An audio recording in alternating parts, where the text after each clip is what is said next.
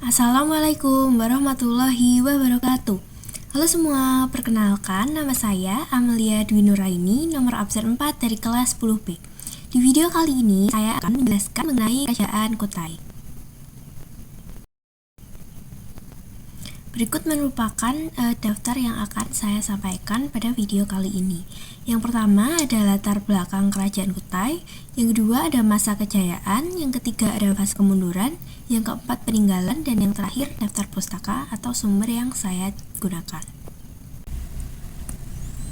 Yang pertama saya akan membahas mengenai latar belakang Kerajaan Kutai. Kerajaan Kutai merupakan kerajaan Hindu tertua di Indonesia yang diperkirakan berdiri sekitar abad ke-4 Masehi di wilayah Muarakaman, Kalimantan Timur. Nah, latar berdirinya Kerajaan Kutai itu tidak terlepas dari proses Indianisasi atau masuknya budaya dan agama Hindu dari India. Nah, pada awalnya masyarakat Kutai ini dipimpin oleh kepala suku bernama Kudungga. Namun karena adanya pengaruh agama Hindu dari India, Kudungga ini mengubah sistem pemerintahannya menjadi sistem kerajaan. Nah, kemudian pada masa kepemimpinan putranya, sistem kerajaan ini menjadi lebih terstruktur, sehingga putranya atau Aswawarman ini dianggap sebagai pendiri dinasti.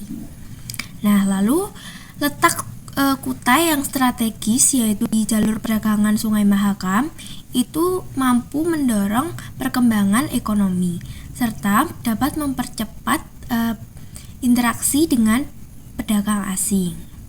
Nah, keberadaan Kerajaan Kutai ini dibuktikan melalui penemuan 7 buah tiang batu atau prasasti yang disebut dengan Yupa. Yupa ini ditulis menggunakan huruf Palawa dan bahasa Sanskerta. Di dalam Yupa ini membahas mengenai silsilah raja, lalu ada pemerintahan dan juga kehidupan keagamaan pada Kerajaan Kutai. Selanjutnya saya akan membahas mengenai masa kejayaan Kerajaan Kutai. Kerajaan Kutai mencapai masa kejayaan pada masa pemerintahan Raja Mulawarman. Raja Mulawarman merupakan raja terbesar dan paling terkenal dalam sejarah Kutai. Pada masa kepemimpinan Raja Mulawarman, kerajaan mengalami kemajuan pesat di bidang ekonomi, terutama pada sektor pertanian dan juga perdagangan, karena letaknya yang strategis yaitu di jalur perdagangan Sungai Mahakam. Nah, produk pertanian yang dihasilkan oleh Kerajaan Kutai ini kemudian dipasarkan keluar melalui jalur pelayaran di sepanjang Sungai Mahakam. Selain perkembangan ekonomi yang berkembang dengan pesat, kehidupan keagamaan pada masa pemerintahan Raja Mulawarman itu juga berkembang dengan kuat, yang ditandai dengan adanya berbagai upacara besar seperti persembahan 20.000 ekor sapi kepada kaum Brahmana, yang menunjukkan kemakmuran dan kekuatan kerajaan. Lalu pada prasasti Yupa itu juga disebutkan bahwa Raja Mulawarman ini merupakan raja yang dermawan, kuat dan mampu memperluas wilayah kekuasaan Kerajaan Kutai, sehingga Kutai bisa mencapai puncak kemakmuran pada masa kepemimpinannya. Ini mencangkup beberapa aspek seperti kejayaan politik, ekonomi, sosial budaya, dan juga keagamaan di masa kepemerintahan Raja Mulawarman. Selanjutnya, saya akan membahas mengenai fase kemunduran Kerajaan Kutai. Kerajaan Kutai itu mengalami fase kemunduran secara bertahap setelah masa kejayaannya di bawah naungan Raja Mulawarman. Setelah Raja Mulawarman ini wafat, para penerusnya itu tidak mampu mempertahankan stabilitas kerajaan seperti masa kepemimpinan Raja Mulawarman, sehingga mulailah terjadi penurunan dalam kepemimpinan dan kekuatan politik. Nah, kondisi ini juga diperparah oleh melemahnya perekonomian akibat perubahan jalur perdagangan. Jadi, jalur perdagangan yang semulanya itu berada di Sungai Mahakam itu bergeser ke wilayah yang lebih strategis, yaitu di wilayah Selat Malaka dan juga di pesisir Jawa Sumatera, yang akhirnya pemasukan kerajaan itu menjadi berkurang. Itu juga mempengaruhi fase kemunduran kerajaan Kutai. Selain itu juga ada konflik internal seperti perebutan kekuasaan di kalangan keluarga. Itu juga mempercepat kemunduran kerajaan Kutai. Dalam perkembangan selanjutnya juga ada pun tekanan dari luar itu semakin kuat, terutama dari Kesultanan Kutai Kartanegara atau kerajaan Kutai yang bercorakkan agama Islam.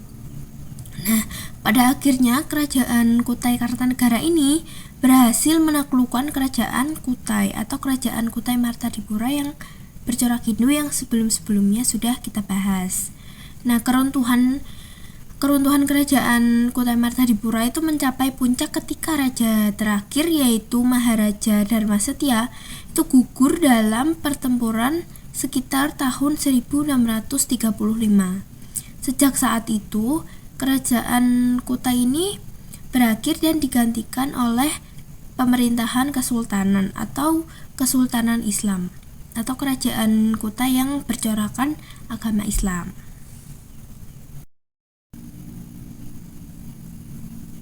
Selanjutnya ini merupakan beberapa peninggalan dari kerajaan Kutai.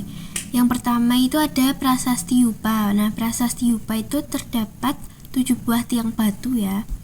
Lalu Prasasti Yupa yang pertama itu terdiri dari 12 baris yang isinya itu menjelaskan mengenai silsilah raja di kerajaan Kutai.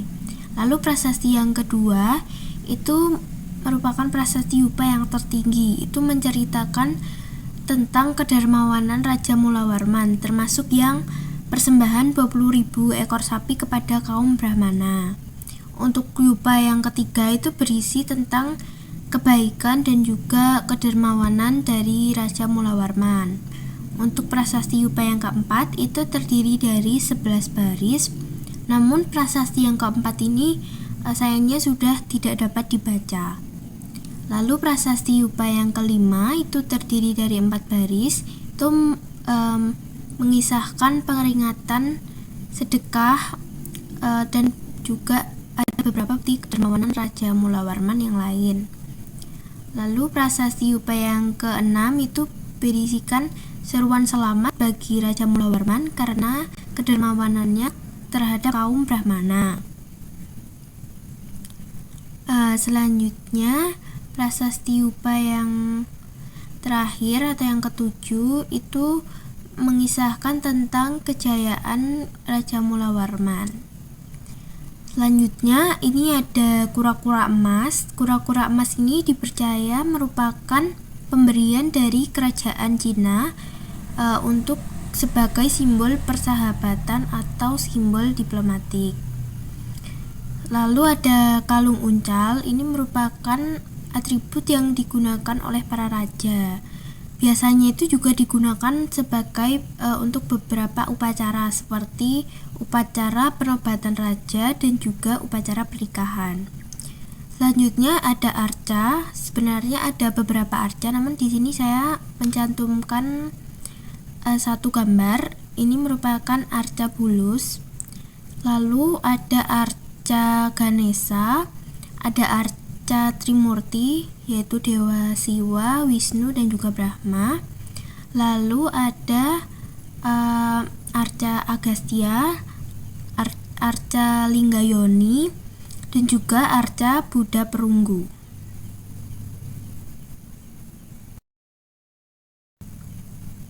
Selanjutnya ada kalung jiwa. Kalung jiwa ini merupakan perhiasan yang bercorakkan agama. Lalu ada ketopang Sultan Kutai. Ini merupakan mahkota yang terbuat dari emas yang digunakan oleh raja. Lalu ada pedang Sultan Kutai. Ini juga merupakan properti yang digunakan oleh raja dan juga melambangkan kemakmuran kerajaan. Selanjutnya ini merupakan daftar pustaka. Berikut merupakan sumber referensi yang saya gunakan untuk membuat materi yang sudah saya sampaikan. Baik, sekian dari materi yang dapat saya sampaikan. Bila banyak kekurangan mohon dimaafkan. Terima kasih. Wassalamualaikum warahmatullahi wabarakatuh.